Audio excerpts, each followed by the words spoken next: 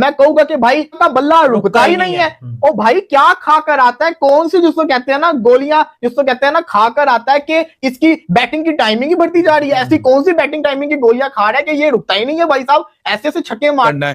इस पूरे मैच में सिर्फ एक ही प्लेयर है जिसके ऊपर आप बात कर सकते हैं। आई थिंक मैं हमेशा से बोल रहा हूं, पहले भी बोला है, आज भी बोल रहा हूं, बहुत ही हाईली टैलेंटेड प्लेयर है वो।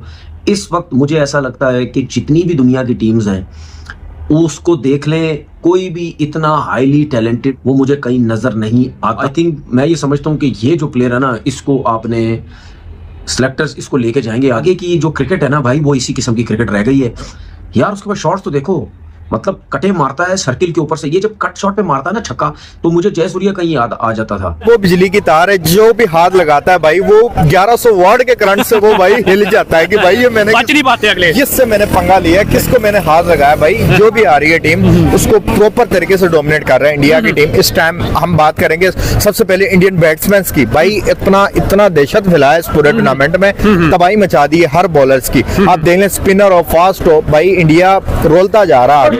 ऐसी भयानक फेटा मारा है आज, oh my God, oh what phenomenal batting, मतलब ब्रेड टेकिंग बैटिंग। टीवी पे बैठ के बंदे का दिमाग खराब हो जाए कि किस ब्रांड ऑफ हमने ये बैटिंग देखी है।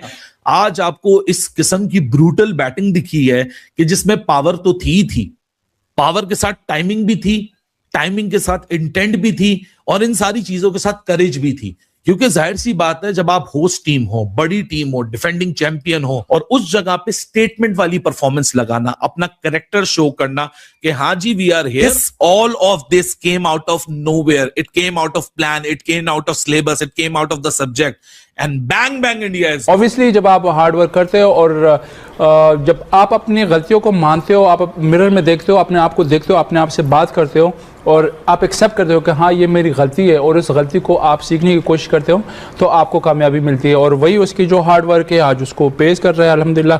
जिस तरह वो परफॉर्म कर रहा है, कंसिस्टेंटली रन्स कर रहा है, तो आई एम श्योर जब आप हार्ड वर्क करते हो तो उसका हासिल आपको जरूर मिलता है। भाई उनको फर्क पड़ ही नहीं रहा किसी भी, उनको ये पता कि हमारा एक बैट चल जाए भाई अगली टीम का बेड़ा कर देगा। आज तो इंडिया की टीम ने एक चीज साबित कर दिया, वो यार किसी टीम को नहीं छोड़ना, जो टीम आएगी वो ऐसे ही मार खाती जाएगी। सूर्य कुमार यादव यार पता नहीं क्या ये प्लेयर तैयार कर दिया पकड़ के, क्या ये कैप्टन तैयार कर दिया, ऊपर से इनका जो है हार्दिक पांड्या। भाई मैं तो उसके ऊपर भाई हमेशा से उसका फैन रहा हूँ। आज भी हार्दिक पांड्या को आप देखें, जब फरहान को इंडिया वर्सेस पाकिस्तान में उसने आउट किया, उसने देखा ही नहीं है पीछे। बिल्कुल भाई, मतलब एटीट्यूड लेवल चेक, भाई एटीट्यूड में उसको कॉन्फिडेंस था कि भाई ये किया, ठीक है। भाई हार्दिक पांड्या की लेगेसी है। मसला ये है कि हमारे प्लेयर जो है वो जिम्मेदारी से नहीं खेलते। इंडिया की टीम के जो भी प्लेयर देखो, अभिषेक शर्मा 0 पे गया पाकिस्तान के खिलाफ, सीधी सी बात है, पीछे से ईशान किशन आया, उसने जिम्मेदारी उठाई, उसने कहा मैं जिम्मेदारी से मैं परफॉर्म करता हूँ। विराट कोहली जैसे टीम के लिए एक बैकबोन बन के खड़ा हो जाता है, ऐसे ईशान किशन खड़ा हुआ है, ऐसे ही आज भाई एक का इंडिया का प्लेयर ऐसा सारे जिम्मेदार है, सारी जिम्मेदारी लेते हैं कि भाई हमने जिम्मेदारी लेनी है। अगर वो नहीं चला, ये नहीं चला, मैं चलूंगा, मैं कोई ना कोई इस तरह का कांड करके जाऊंगा कि अगली टीम को पता चले कि भाई ये प्लेयर आया था। और इंडिया की T20 आई टीम ने जो आज हाल किया न्यूजीलैंड के बॉलर का,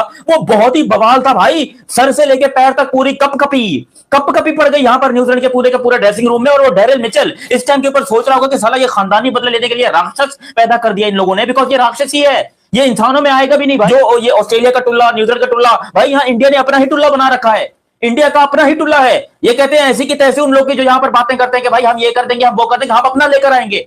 हमारे पास वो कौन है, वो ट्रेविस हेड है, उनके पास डेरिल मिचेल है, तो इंडिया किसी से कम है? इंटरनेशनल क्रिकेट में इतना attitude, I like the attitude, because मेरे लिए एटीट्यूड का बेहतर होना सबसे पहली प्रायोरिटी है।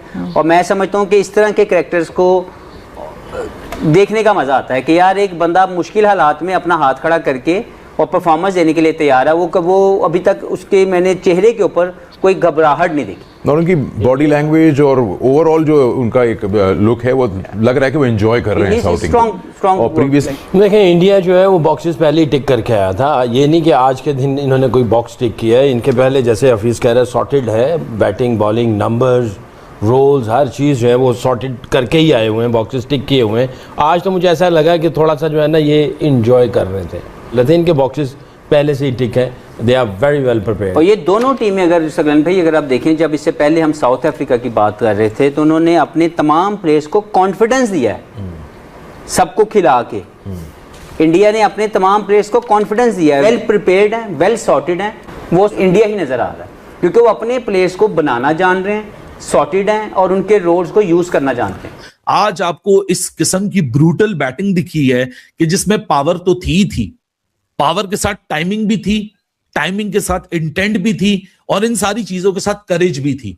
क्योंकि जाहिर सी बात है, जब आप होस्ट टीम हो, बड़ी टीम हो, डिफेंडिंग चैंपियन हो, स्टेटमेंट वाली परफॉर्मेंस लगाना, अपना कैरेक्टर शो करना कि हाँ जी वी आर हियर, हालांकि but all of this came out of nowhere. It came out of plan, it came out of syllabus, it came out of the subject, and bang India is back.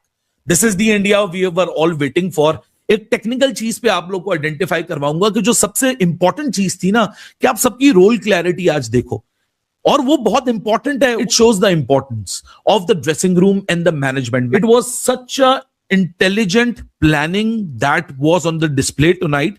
और planning वही कामयाब होती है कि जब plan तो management कर लेती है, प्लान तो आपको बना देती है, लेकिन जो एग्जीक्यूट करने वाले होते हैं ना, उनका रोल बहुत इंपॉर्टेंट होता है. तोबा भाई तोबा, क्या फिनोमिनल किस्म की बैटिंग पावरस थी, बैटिंग शो था. It was absolute carnage on display. आज तो वो होते हैं ना कि एक बड़ी बला को आप मारने जाते हो, उससे छोटी छोटी बलाएं पहले आ रही होती हैं. India has shown a kind of a spine जो कि इंडिया से हम एक्सपेक्ट करते हैं.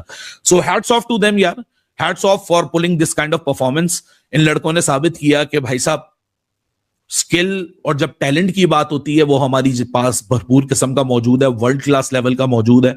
एग्जीक्यूशन किसी दिन अच्छी होगी, किसी दिन बुरी होगी, लेकिन अगर किसी दिन अच्छी होगी तो ये बात नहीं होगी कि उसी दिन दी एंड हो जाएगा, उसी दिन रोड ब्लॉक लग जाएगा. कहानी उसके बाद शुरू होगी. So all I can say is that कि इस वक्त तो ऐसा लग रहा है कि एक जो एक्सेलरेशन है ना, उसकी भी एक एक्सेलरेशन की नेक्स्ट स्टेज देखी है. Because it was raining six and boundaries here and there all around the ground from all type of bat. नमस्कार दोस्तों, स्वागत है आप लोग का हिंदुस्तान स्पेशल के एक और नए वीडियो में. दोस्तों, न्यूजीलैंड के खिलाफ फाइनल में जिस तरीके की भारत की बैटिंग हुई है, उसको लेकर तनवीर अहमद से लेकर पूरा पाकिस्तानी मीडिया में रोना धोना मचा है. दोस्तों, पाकिस्तानी मीडिया यहाँ तक बोल रहा है कि ये भारत की टीम जो है वो पहले ही हम लोगों को पता था कि ये भारत की टीम फाइनल में भी जाएगी और फाइनल भी जीतेगी. हालांकि अभी फाइनल में क्या होता है ये देखने वाली बात होगी, क्योंकि भारत ने पहले बैटिंग की है. अब देखने वाली बात होगी जब न्यूजीलैंड बैटिंग करने आती है तो क्या होता है, क्योंकि हम सेमीफाइनल में देख चुके हैं कैसे इंग्लैंड जो है वो मतलब जीतते जीतते जो है वो बच गया. लेकिन क्योंकि बुमराह जो हमारे बहुत ही अच्छे बॉलर थे, उन्होंने जो है वो 2 ओवर जो कराए, उसके बाद भारत की टीम जो है वो गेम में आई.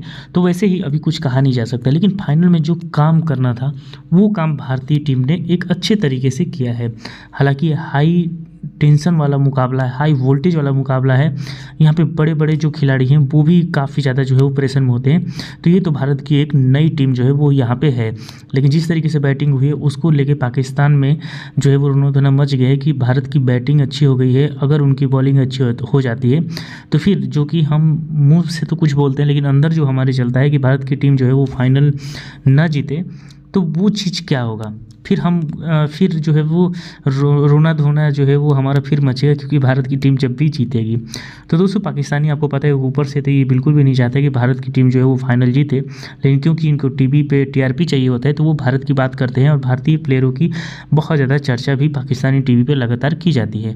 लेकिन जिस तरीके से भारत की टीम ने खेला है तो कहीं ना कहीं पाकिस्तानी न चाहते हुए भी उनको चर्चा करनी पड़ती है, क्योंकि अगर वो नहीं करेंगे तो वो झूठ तो बोलेंगे नहीं, क्योंकि जो कुछ हो चुका है उस पर वो झूठ बोल नहीं सकते, तो उनको तारीफ करना पड़ता है. हालांकि उनकी टीम आपको पता होगा कि वो सेमीफाइनल में भी नहीं पहुंच पाई, सुपर 8 से ही वो बाहर हो गए थे. तो उनका उस चीज़ का दुख है ही. लेकिन दुख ये भी है कि भारत अगर फाइनल जीत जाता है तो फिर हमारे यहाँ पे क्या होगा, वही रोना धोना जो कि हमेशा से मस्त आया है, हर इवेंट में जो हमारे साथ होता है वही होगा.